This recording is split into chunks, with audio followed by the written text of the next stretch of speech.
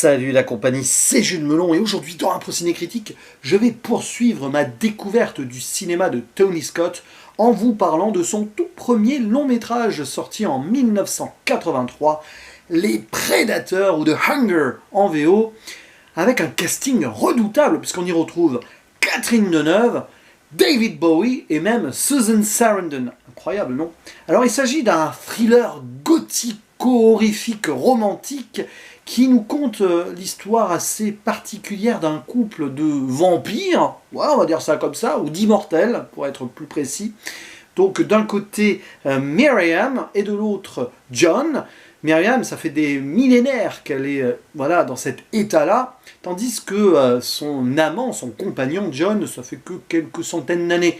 Voilà, elle lui a donné l'immortalité, sauf que cette immortalité va-t-elle durer? Techniquement oui, mais alors qu'il a l'air jeune, tranquille et fringant, d'un seul coup, John va se mettre à vieillir. Pourquoi? Parce que Miriam commence à moins l'aimer. Oui, c'est le pouvoir de l'amour qui garde la jeunesse dans l'immortalité, dans ce film. Oui, d'ailleurs, adapté d'un roman, que je n'ai pas lu, mais précision. Et donc voilà, John se sent délaissé, et Miriam s'en excuse presque.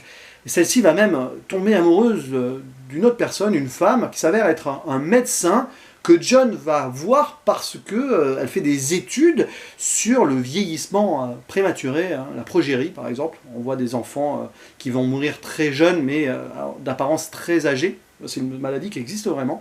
Et donc voilà, ça va se croiser ici, triangle amoureux ou pas, j'en dis pas plus. Mais alors, c'est un film bougrement stylisé, et j'ai envie de dire pour un premier métrage, bravo Monsieur Tony Scott, voilà, qui nous a quittés il y a quelques années. Et alors, j'aime pas forcément jouer au jeu des comparaisons, mais sur ce premier film, on voit quand même que Tony a été inspiré par le grand frère Ridley Scott, notamment le Blade Runner de ce dernier sorti un an auparavant, parce que sur la colorimétrie et même sur les thématiques, eh ben oui, on peut faire des liens, parce que même voilà, l'histoire en tant que telle est différente, voilà, des immortels humains, mais pas vraiment humains, ça vous rappelle pas les Réplicants dans Blade Runner? C'est clairement ça, la quête de l'immortalité, à quel prix?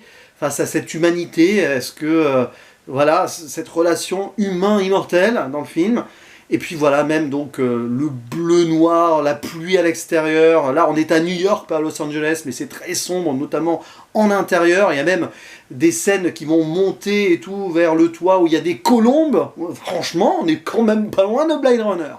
Et c'est pas étonnant, parce que Tony Scott, s'il a eu envie de faire du cinéma, c'est grâce au frangin. Je crois que ce dernier l'a fait participer à des courts-métrages, et ça lui a donné le goût donc, de la mise en scène. Mais bon, pour cela, je vous invite à lire le bouquin de Marc Moquin, que je n'ai pas lu personnellement, mais je pense que je vais me le procurer bientôt, puisqu'il parle des deux frères. Hein.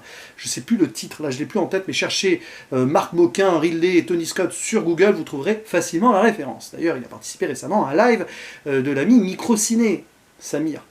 Et donc, revenons sur le film, parce que franchement, moi j'ai été ébahi par la maîtrise globale des choses. Alors certes, bon, il y a quelques excès, mais finalement ce sera ça le cinéma de Tony Scott. Beaucoup d'éléments visuels, parfois clipesques, alors là c'est autrement. Le film, quand même, c'est l'ironie du sort, vu la carrière qu'il fera après, débute par un vidéoclip pour Tony Scott. Oui, on voit le groupe Bauhaus, sorte de... ouais, c'est un groupe britannique gothique et tout, qui a eu sa popularité à l'époque.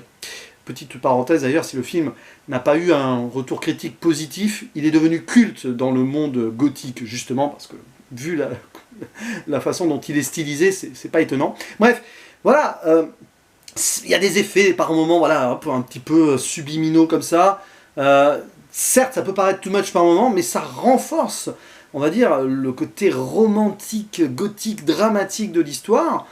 Et c'est difficile de classer ce film dans un genre particulier. Tout à l'heure, je disais thriller horrifico-romantico-gothique. Oui, mais il y a plein de petits trucs. Et ce qui est étonnant et fort dans ce film, c'est l'alchimie qui est assez forte quand même, entre d'abord Catherine Deneuve et David Bowie, puis après, dans un deuxième temps, Catherine Deneuve et Susan Sarandon. On voit qu'il y a eu une direction d'acteur bien maîtrisée pour un jeune réalisateur à l'époque qui faisait son premier long métrage. Bravo, voilà, je ne sais pas s'il a été coaché par Ridley, mais en tout cas, il y a eu quelque chose déjà, là, la naissance d'un vrai grand talent dès cette première proposition filmique, du coup, donc de Tony Scott. Donc après, l'histoire en elle-même reprend alors certains clichés vampiriques, oui et non, voilà, l'immortalité qui viendrait de l'ancienne Égypte, tout ça, bon, ça a déjà été vu. Mais franchement, on tombe pas non plus dans le cliché du vampire, quoi. On voit ces personnes sortir de jour, tout simplement. Il y a un aspect scientifique qui est amené donc sur la table avec ce médecin, avec quelques expériences sur un singe notamment. Ça fait questionner aussi donc sur le pouvoir de l'être humain à faire des tests sur les animaux. Je pense qu'il y a aussi une dérive là-dessus qui est critiquée dans ce film. Donc, vous voyez, il y a quand même quelque chose derrière d'assez profond. Et franchement, voilà, hein, ce questionnement philosophique habituel, cette question existentielle, vivre pour toujours, oui, mais ne serait-ce pas plutôt une malédiction au final d'être immortel? Bah là, il y a cette question qui se pose, surtout quand l'amour lui-même ne peut pas durer au-delà de la vie.